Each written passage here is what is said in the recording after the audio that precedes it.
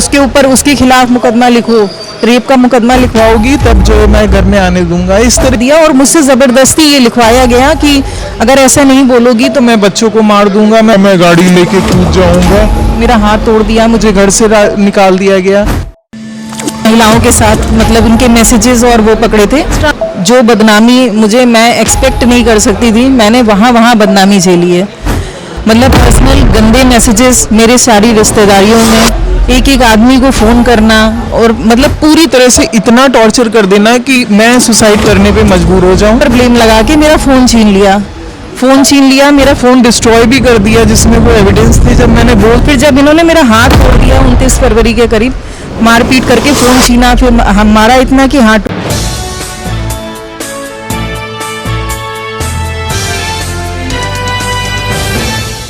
सरकारी कुर्सी, सरकारी ताकत और इंसानियत का काला चेहरा।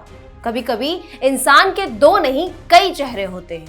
एक चेहरा जो दफ्तर में दिखता है सूट बूट, रौब, दबदबा और सरकारी पद की ताकत के साथ, और वहीं दूसरा चेहरा जो घर की चार दीवारी के भीतर सामने आता है, जहां ना कानून का डर होता है ना रिश्तों की मर्यादा। ऐसा ही एक चौंकाने वाला मामला सामने आया है लखनऊ से, जहां उत्तर प्रदेश लोक निर्माण विभाग यानी कि PWD में तैनात एक प्रधान सहायक पर उसकी ही पत्नी ने लगाए हैं मारपीट, गाली गलौज और जान से मारने की धमकी देने के कई गंभीर आरोप है कि PWD मुख्यालय लखनऊ में तैनात मनीष कुमार शुक्ला नाम का यह कर्मचारी घर की चार दीवारी के भीतर अपनी ही पत्नी के लिए दरिंदा बन जाता है। उसे लगातार प्रताड़ित किया गया, भरी बाजार में पीटा गया और अब तो उसे अपनी जान का खतरा भी महसूस हो रहा है। हालात इतने बिगड़ गए कि उसे अपना ही घर छोड़ना पड़ा और अपने कैंसर से पीड़ित पिता के साथ मायके में रहने को मजबूर होना पड़ा। लेकिन इस कहानी में सबसे चौंकाने वाली चीज है वो ऑडियो रिकॉर्डिंग, जिसमें कथित तौर पर मनीष शुक्ला अपनी ही पत्नी को अश्लील गालियां देते हुए सुनाई दे रहे हैं। आप भी सुनिए। Hello hello hello hello hello. हाँ हेलो, हाँ आवाज आ रही है? हाँ आवाज आ रही पूरी। हाँ मिश्रा जी से बात कराओ जरा। टहलने गए, बताओ। टहलने गए? हाँ लड़की का कल इंस्टा देखा हमने, उसके तो बहुत ही बॉयफ्रेंड है तुमसे ज्यादा।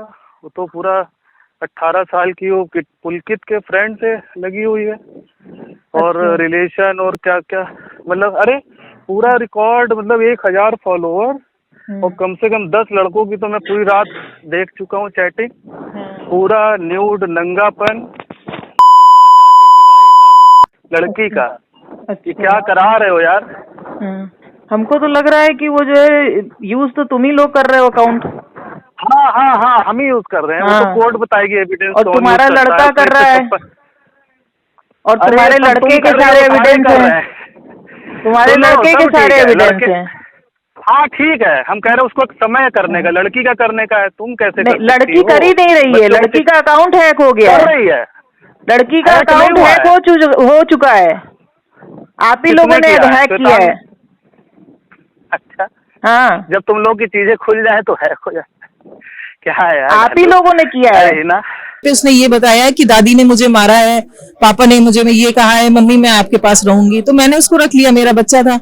और उसके बाद उसको इतना प्लान्ड वे में सिखा के भेजा गया कि 6 महीने तक वो कंफर्टेबल रही। और उसके बाद अचानक से मैम पता नहीं उसको क्या हुआ, फादर से मेरे उसने नया मोबाइल मांगा, 26,000 का उन्होंने मोबाइल भी दिलाया बच्चे को कि ये हम मतलब ये ऐसा कुछ इसके मन में ना आए। और फिर वो मेरा सामान भी लेके चली गई।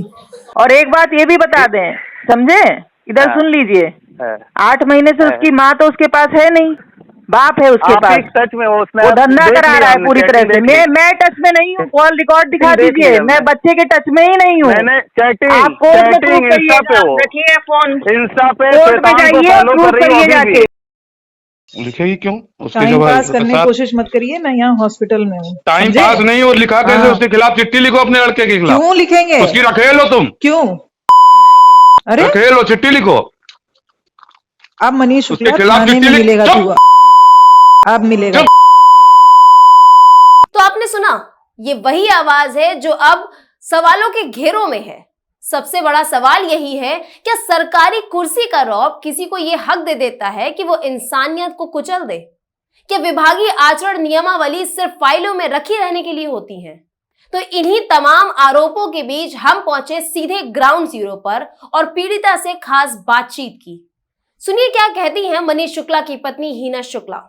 इस वक्त हमारे साथ मौजूद है पीडब्ल्यूडी के एक कर्मचारी की पत्नी, जिनका नाम है हिना शुक्ला, और जो पीडब्ल्यूडी के कर्मचारी हैं उनका नाम है मनीष शुक्ला। वो लगातार अपनी पत्नी को परेशान करते रहते हैं, कई तरीके की धमकियां देते हैं, जिस वजह से उनका घर में रहना दूभर हो गया है। तो इस पर मैम आपका क्या कहना है? मैम, मेरी शादी को 20 साल करीब हो गए हैं। मैं शुरू से जॉइंट फैमिली में रही। मैंने परिवार को परिवार समझा और यहाँ पे मैं अपने पिता की अकेली संतान थी। मेरे पिता एसआई थे, तो शुरुआत से ही मेरे ऊपर काफी तरह के रिस्ट्रिक्शंस जैसे घर में होते हैं उस तरह के रहे। मैंने उनको फॉलो किया जिस तरह से भी मैं रह सकती थी। एक कॉन्वेंट में पढ़ने के बावजूद भी जिस तरह से मुझे रखा गया मैं रही। और बीच बीच में मैम पैसे को लेके या कई बार इन्होंने फादर से मेरे झगड़ा किया, जिसके कारण मुझे घर भी नहीं जाने को मिलता था और साल भर में अपने माँ बाप से नहीं मिल पाती थी। ऐसा भी हुआ, लड़ाई झगड़ा बहुत बड़ा, फिर भी मैंने इनका साथ दिया। फिर ये नीचता की हद पे बिल्कुल उतरते चले गए। इन्होंने कैरेक्टर पे मेरे ब्लेम करना शुरू कर दिया। जब बच्चे धीमे धीमे बड़े होने लगे, शुरुआत में इनको कोई प्रॉब्लम नहीं थी। जब इनकी जरूरतें खत्म हो गई, जिम्मेदारियां खत्म हो गई बच्चों की, फिर इन्होंने मेरे ऊपर एलिगेशंस लगाने शुरू किए। अभी कुछ ही साल पहले इन्होंने मेरे भाई के साथ मेरे एलिगेशंस लगाए, जिसको ये खुद लेके घर में आए थे और उसको घर में रखते थे। 4-5 साल वो रहा भी साथ में। उसके बाद उसको भगा दिया गया ये कह के कि मैं उसके साथ किसी रिलेशनशिप में हूँ, ये कह के इन्होंने भगा दिया। और मुझसे जबरदस्ती ये लिखवाया गया कि अगर ऐसा नहीं बोलोगी तो मैं बच्चों को मार दूंगा, मैं गाड़ी लेके कूद जाऊंगा। और ये एक बार मुझे गाड़ी में बिठाल के 100 की स्पीड पे भी इतनी तेज चला रहे थे कि मैं लड़ा दूंगा और मैं मार दूंगा। धमकी और मेंटल प्रेशर। फिर मैंने मैम थोड़ा सा पेरेंट्स के बारे में सोच के मैं फिर चुप हो गई और मैंने वो चीजें भी एक तरह से एक्सेप्टेड ही समझिए। मैंने कुछ नहीं बोला कि बच्चे छोटे थे। फिर उसके बाद ये दूसरी बार का ये वाकया है। अब जब से ये एलिगेशंस लगाए, इन्होंने मारपीट शुरू कर दी। अभी तक मुंह से बात होती थी, अब हाथ पैर, मेरा हाथ तोड़ दिया, मुझे घर से निकाल दिया गया।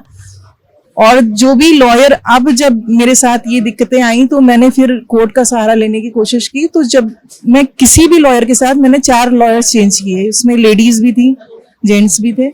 मेरे सारे लॉयर्स चले, सबने साथ छोड़ दिया, सिर्फ इसलिए क्योंकि ये एलिगेशंस इतने गंदे लगाते थे। और आज भी कोर्ट में जब आते हैं तो ये हंसते हैं, वहां पे टिप्पणियां करते हैं गंदी संदी। तो वो तरीके इनके बहुत खराब हैं।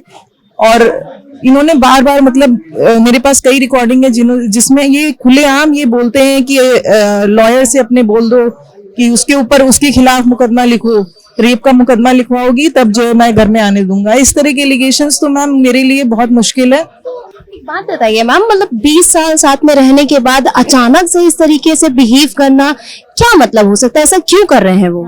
कुछ उनका पर्सनल स्वार्थ है या कुछ प्रॉपर्टी रिलेटेड कुछ तो होगा ना मैम? इसके कई रीजंस हैं। पहला रीजन ये है कि ये खुद भी मैंने इनको कई महिलाओं के साथ उनके मैसेजेस और वो पकड़े थे, एक्स्ट्रा मैरिटल अफेयर टाइप। तो ये पूरा टाइम पीडब्ल्यूडी में देते थे। अब मुझे नहीं लगता है कि पीडब्ल्यूडी का टाइमिंग रात में 11:30 बजे या 12 बजे तक है। ये मॉर्निंग में निकल जाते थे, रात में, संडे को भी ऑफिस, त्योहार में भी ऑफिस। मैं बहुत अवॉइड करती थी, बच्चों में ही बिजी रहती थी, तो मुझे टाइम भी नहीं रहता था। मैंने कई बार कंप्लेन भी किया बट ये सुनते नहीं थे। तो फिर मैंने देखा दिन भर चैटिंग, फोन पे बिजी रहना 24-24 घंटे। फिर मुझे कुछ एविडेंस मेरे ही घर वालों ने दिए, कुछ तो मैसेजेस और ये सब चीजें मुझे पकड़ में आई।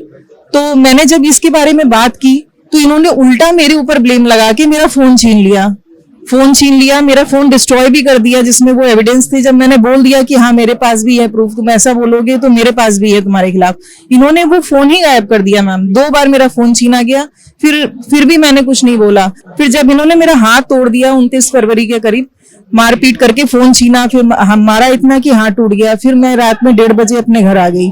पुलिस ने मुझे खुद ही भेज दिया पुलिस की मौजूदगी में उन्होंने कहा कि आपकी जान को खतरा है, आप यहाँ मत रहिए, आप अपने फादर के साथ चली जाइए। तो मैं तब से मैम अपने फादर के पास हूँ। 4th स्टेज कैंसर के पेशेंट है और अभी भी हम लोग को किसी तरह का रिलीफ नहीं है। पहले ये था, दूसरा पॉइंट आपको बताना चाहूंगी, पहले ये था कि समय समय पे मेरे फादर हर तरह की डिमांड पूरी करते रहते थे। जैसे उनका खुद भी था कि घर में कोई कमी ना हो, लड़ाई झगड़ा ना हो, जैसे भी हो सके मतलब खुश रहे। अगर पैसे से खुश है तो पैसे से रहे, मतलब किसी तरह ये, जैसे उन्होंने पहली बार इन्होंने 1 साल नहीं आने दिया था मुझे, तो मेरे माँ बाप को बहुत दिक्कत हुई थी इससे, क्योंकि मैं अकेली हूँ। तो वही इसी वजह से वो टाइम टाइम पे पैसे भी खर्च करते थे, हर तरह से मतलब जो भी कर सकते थे सपोर्ट करते थे। इधर जब से उनका कैंसर डिटेक्ट हुआ मैम, तब से अब किसी तरह का सपोर्ट नहीं कर सकते हैं, क्योंकि उनका खुद भी मेदांता में इलाज चल रहा है। बस उनका ये पता होना और तब से ये कारण इतना बढ़ गया है कि मॉनेटरी प्रॉब्लम ही सब, ये दूसरा पॉइंट मुझे यही लग रहा है। और वो इतना ज्यादा एंगेज है कि पहले भी खाली एक जिम्मेदारी के लिए आप समझ लीजिए कि मुझे रखा गया था कि घर के जो 10-12 लोग हैं उनका खाना बनाना, समय पे देना, बच्चों को पालना, जो कुछ भी था। आज बच्चे 20 साल के हो गए हैं तो शायद मेरी जरूरत नहीं है उस परिवार को। और अब जिस तरह से भी मैम इसको समझिए, लेकिन ये मुझे जो समझ में आ रहा है वो यही था मेनली। आप अपने फादर के घर पे रहने को मजबूर हैं क्योंकि वो आपको इतना पीड़ित कर रहे हैं, इतना परेशान कर देते हैं कि आप उनके साथ उस घर में नहीं रह सकती हैं। तो आप अपने जब फादर के घर पे रहते हैं, जैसे कि आपने भी बताया कि 4th स्टेज कैंसर से वो खुद सर्वाइव कर रहे हैं, तो कुछ मनीष शुक्ला आपको देते हैं सर्वाइव करने के लिए, लाइक गुजारा भत्ता के तौर पर कि आप अपना खर्चा कैसे चला लें या कैसे रहें? कुछ मैम गुजारा भत्ता तो आप भूल जाइए, जो बदनामी मुझे, मैं एक्सपेक्ट नहीं कर सकती थी, मैंने वहां बदनामी झेली है। मतलब पर्सनल गंदे मैसेजेस मेरे सारी रिश्तेदारियों में, एक आदमी को फोन करना और मतलब पूरी तरह से इतना टॉर्चर कर देना कि मैं सुसाइड करने पे मजबूर हो जाऊं। और आज शायद मैं जिंदा हूं, अगर मैं जिंदा हूं तो शायद सिर्फ अपने माँ बाप के लिए हूं, क्योंकि मुझे मालूम है मैं अगर मर गई तो उसके बाद तो सारे रास्ते खुले ही हैं। तो वो भी जो भी समझिए। और पैसे की तो बात मैंने कभी नहीं की, क्योंकि इतना ज्यादा मुझे टॉर्चर किया गया। और मतलब जब पहली बार मुझे भेजा गया तो मैम एक बार मैं कॉम्प्रोमाइज करके भी गई थी, मैंने समझौता भी किया, 2 बार फैमिली कोर्ट में समझौता हुआ, उसके बाद बद से बदतर स्थिति हो गई। मतलब मैं इवन अगर टॉयलेट में भी जाती थी तो उसके बाहर मुझे, मतलब दरवाजा मैं अंदर से नहीं बंद कर सकती थी, मुझे इतनी ज्यादा वो हो गई थी, मतलब इतना मुझे दहशत थी और दहशत बना दी गई थी घर में। फिर दूसरी बार मैंने धीमे धीमे वही 2 बार जब गई, जब नहीं कोई फर्क पड़ा तो मैम मैं तीसरी बार फिर चली आई वापस, और तब से मैं अपने घर में हूँ। 1 पैसा भी मुझे कहीं नहीं मिलता है। और उसके बाद मैंने कंप्यूटर कोर्स, और अभी सोचिए इस एज में, क्योंकि तब का मैंने फैमिली को प्रायोरिटी देती थी तो मैंने कभी कुछ करना मतलब जरूरी नहीं समझा, मैं अपने बच्चों को फुल टाइम देती थी, फुल टाइम जैसे। और इस एज में अब मैंने कंप्यूटर का कोर्स और ये सब शुरू किया, तो उस पे भी एलिगेशंस मेरे ऊपर ये लगते हैं कि मेरे बच्चे मुझे फोन करके टॉर्चर करते हैं। मतलब वो बताते हैं कि तुम कहाँ गई थी, तुम सुबह निकलती हो, तुम शाम को आती हो, मतलब बच्चों से फोन कराया जाता है। बिहेवियर आपके हस्बैंड के साथ साथ आपके बच्चों का भी है? बच्चों का मैम, बेटी मेरे पास आई थी 6 महीने के लिए, उसको प्लान्ड वे में मेरे पास भेजा गया था, और मैं इतनी खुश थी जब वो आई, तो मुझे लगा मेरा एक बच्चा आ गया, मैं इसी के सहारे जीवन काट लूंगी। वो उसको पूरी तरह से प्लानिंग के उससे वो एक, मतलब समझिए मैम, मेरे पास कुछ भी मॉनिटरी उस समय मैं नहीं उतना सक्षम थी, क्योंकि मेरी कोई अर्निंग नहीं, मैं खाली इंश्योरेंस का छोटा मोटा काम जो मिल जाता है वही करती हूँ, और वो भी पार्ट टाइम का।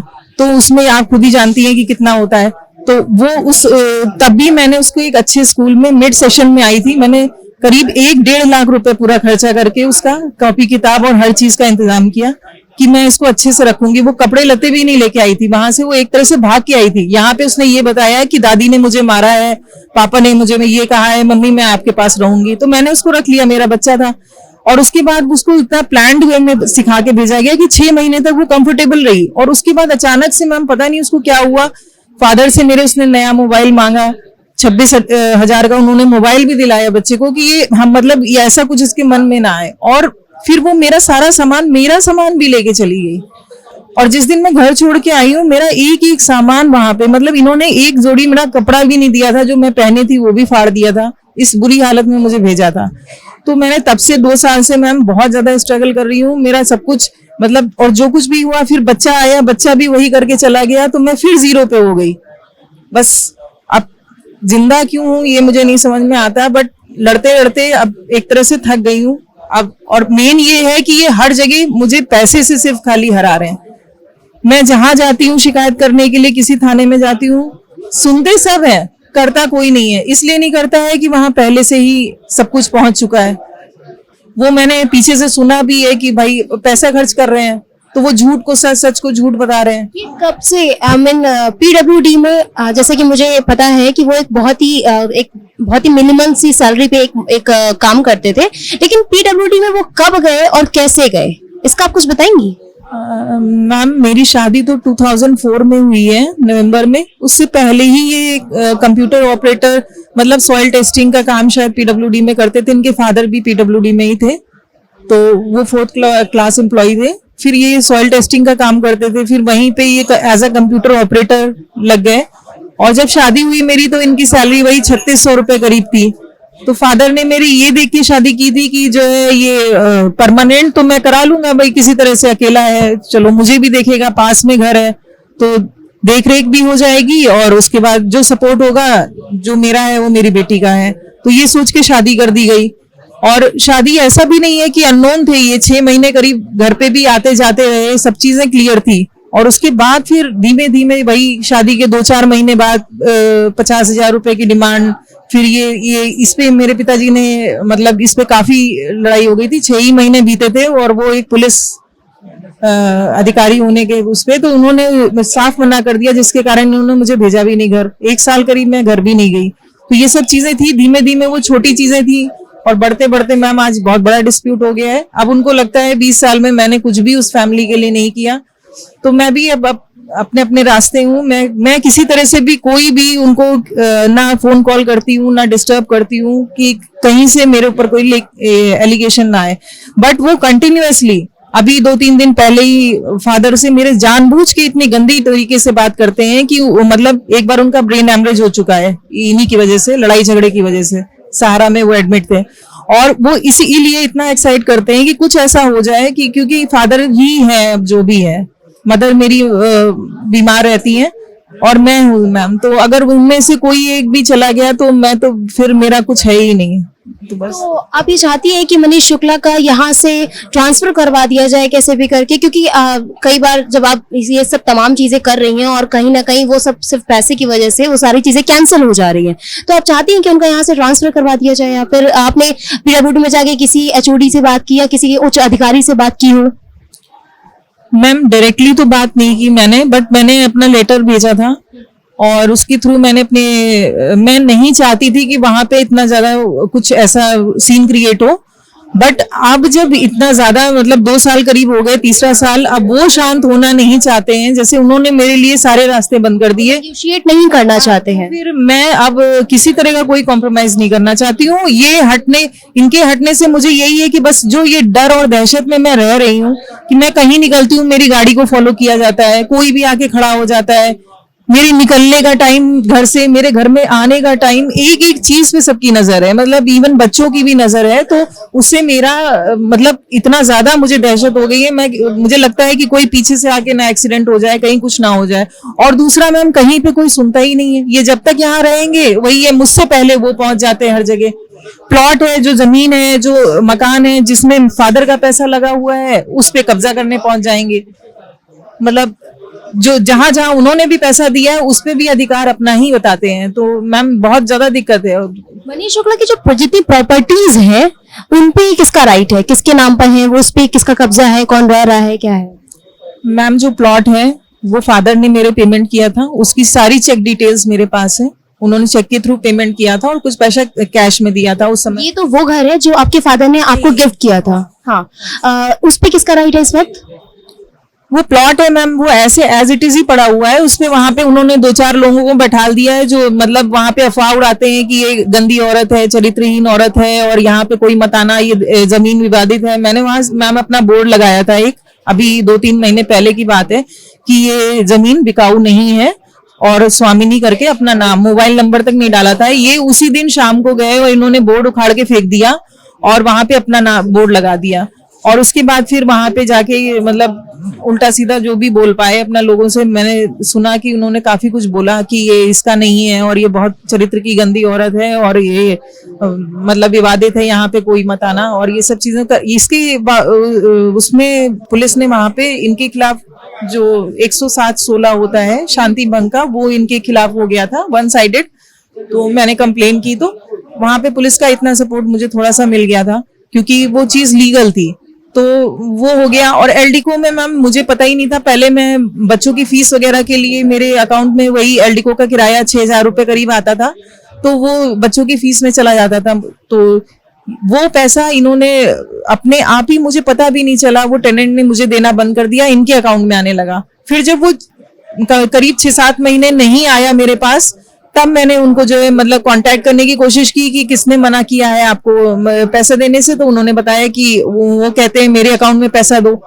तो ये चीज फिर मैंने वही फिर उनसे मैंने कांटेक्ट किया, तो 1-8 महीने का मैम उन्होंने किराया मुझे दिया, फिर मकान खाली कर दिया, तब से वो खाली ही पड़ा है। तो आपको किस बात का डर है कि लाइक वो आपको मॉनिटर कर रहे हैं लाइक, या फिर आपको लगातार धमकियां दे रहे हैं, क्या है प्रॉब्लम? क्या मैम धमकी भी मिलती है और लेवल क्या होता है, लाइक किडनैप करवा लेंगे या इतने पैसे दे दो या क्या?